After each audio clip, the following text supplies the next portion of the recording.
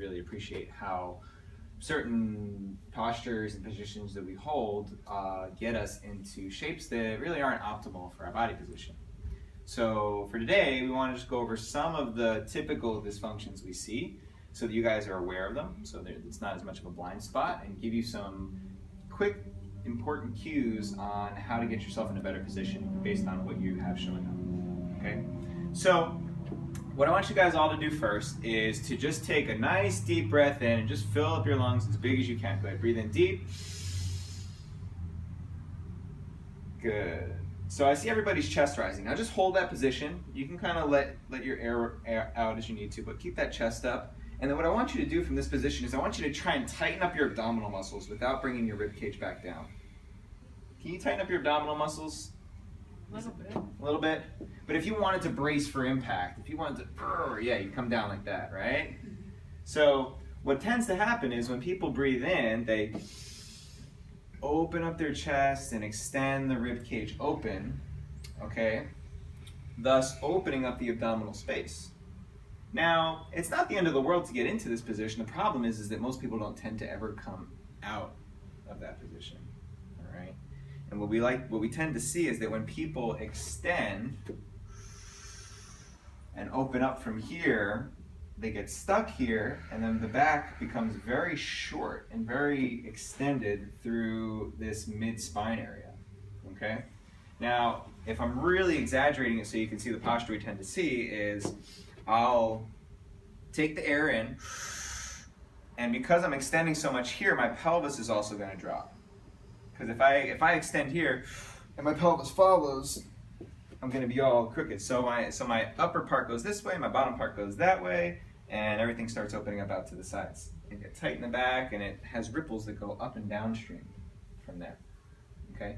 So there's a lot of secondary problems that can come from that. Obviously, this isn't a good position to be in.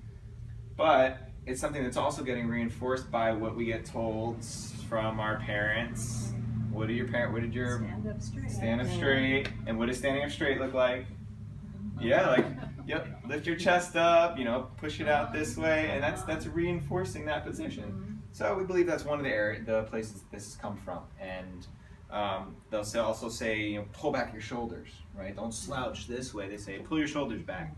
And instead of actually just pulling the shoulders back, it becomes push the chest out. Yeah. Okay? So there's a lot of implications that come from that. And we really want to just make you aware of the fact that opening up your rib cage and letting your ribs flare this way and your pelvis open like that is going to make it difficult for you to do a lot of the movements that we've been talking about. Or it's going to make it more difficult. So we wanted to go into what is good breathing technique today, what is a position you ought to be in, what is normal breathing, so that you can keep that in mind when you're doing some of these other movements. All right? Okay, so instead of me taking a breath and breathing this way, up into the chest and filling out the rib cage like that, I want to keep my rib cage down here, and then breathe in without elevating. And what that allows me to do is I can expand my rib cage in the back here. Because those ribs, if you picture a skeleton, the ribs are not just in the front, they go all the way to the back of the spine. But if I tilt my rib cage this way, I'm open in the front and very closed in the back. Does that make sense? Mm-hmm. A little hard to visualize, but if you look at a skeleton, you'll see that those ribs, they're not just meant to go into this reclining position, they like to go and expand in all directions like a cylinder. Okay? So we're going to try an exercise today just to see what strategy you guys tend to use and something that you can do very quickly, very easily to try and get that going better. Okay? All right.